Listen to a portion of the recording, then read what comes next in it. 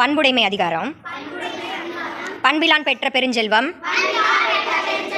நண்பால் கலந்தீமையால் திரிந்தற்று. பொருள் பொருள் சொல்கிறேன், கவனிச்சுக்கோங்க. தூய்மையற்ற பாத்திரத்தில் வைக்கப்படும் பால் திரிந்துவிடும். அதுபோல நற்பண்பு இல்லாதவன் பெற்ற பெருஞ்செல்வமும் யாருக்கும் பயனின்றி அழியும். ஓகே, பொருள் இன்னொரு தடவை சொல்கிறேன், சரியா? தூய்மையற்ற பாத்திரத்தில், அதாவது நல்ல சுத்தமாக இல்லாத பாத்திரத்தில் நம்ம தூய்மையான பாலை வச்சோன்னா அந்த பாத்திரம் அழுக்காக இருக்கனால அந்த பாலும் கெட்டு போயிடும். பாத்திரம் பால் நல்லா தான் இருக்குது, ஆனால் அந்த பாத்திரம் அழுக்காக இருக்கனால எப்படி அந்த பால் திரிஞ்சு போயிடுதோ அது மாதிரி நற்பண்பு இல்லாதவங்க, நல்ல குணம், நல்ல பண்பு, நல்ல விஷயங்களை செய்கிறவங்க, நல்லதை பேசுகிறவங்க, அந்த மாதிரி இல்லாமல் தீய விஷயங்களை பண்ணுறவங்க இருப்பாங்கள்ல, அவங்கள தான் என்னென்னு சொல்லுவோம், நற்பண்பு இல்லாதவங்க. அவங்க நிறைய செல்வத்தை சேர்த்து வச்சுருப்பாங்கன்னு வச்சுக்க. எப்படியாவது கெட்ட விஷயங்களை செஞ்சு, கெட்டதை செஞ்சு நிறைய பணம் எப்படியோ தீய வழியில் சேர்த்து வச்சுருந்தாங்கன்னா அது நல்லதை செஞ்சு சேர்த்து வைக்காதது, கரெக்டாக?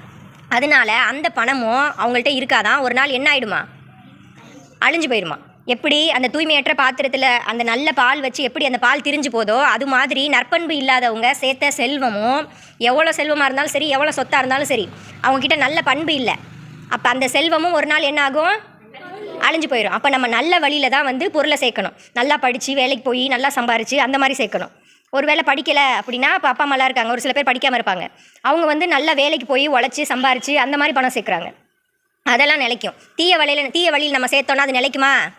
நிலைக்காது. பொருள் சொல்லலாமா? ஓகே, இப்போ நான் சொன்னதை வச்சு நீங்கள் என்ன புரிஞ்சுக்கிட்டீங்களோ அதை மட்டும் சொல்லுங்கள், ஓகேவா? யார் சொல்கிறீங்க? அக்கா, இப்போ நம்ம பாத்திரம் கழுவாத இதில் நம்ம பால் ஊற்றுறோம்க்கா, இதாகி போயிருதுக்கா. அது போல் ஒருத்தவங்க கெட்டது மாதிரி பண்ணுறாங்களக்கா, அது மாதிரி பண்ணாமல் இருக்கிறவங்களுக்கு இந்த பணம் அதெல்லாம் சேர்த்து வச்சுருப்பாங்கக்கா, அதெல்லாம் அப்படியே இருக்கும்க்கா. அது தீய இது பண்ணுறவங்களுக்கு அந்த பணம் சேர்த்து வச்சுருக்கிறதுலாம் அழிஞ்சு போயிடும். வெரி குட், சூப்பர், கரெக்டாக சொல்லிட்டியே. இப்போ நம்ம வீட்டில் கழுவாத பாத்திரம் இருக்குக்கா, இந்த பாத்திரத்தை பால் ஊற்றி வைக்கக்கா, அந்த பாலை எடுத்து குடிக்க முடியாதுக்கா, அது கெட்டு போயிருக்கா.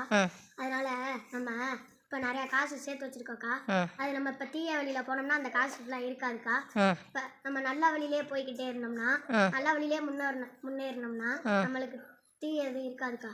நல்ல வழியில் அந்த பணம் சேர்த்தோன்னா அந்த பணம் அழியாது, தீய வழியில் சேர்த்தோன்னா அழிஞ்சிரும். கரெக்டாக தானே சொல்கிறேன்? சூப்பராக சொல்கிறேன், வெரி குட், கரெக்டாக சொல்கிறேன். ஆனால் கை தூக்காமல் இருக்கா, தெரிஞ்சுக்கிட்டே கை தூக்காமல் இருக்காதீங்க, தெரிஞ்ச வரைக்கும் சொல்லுங்கள்.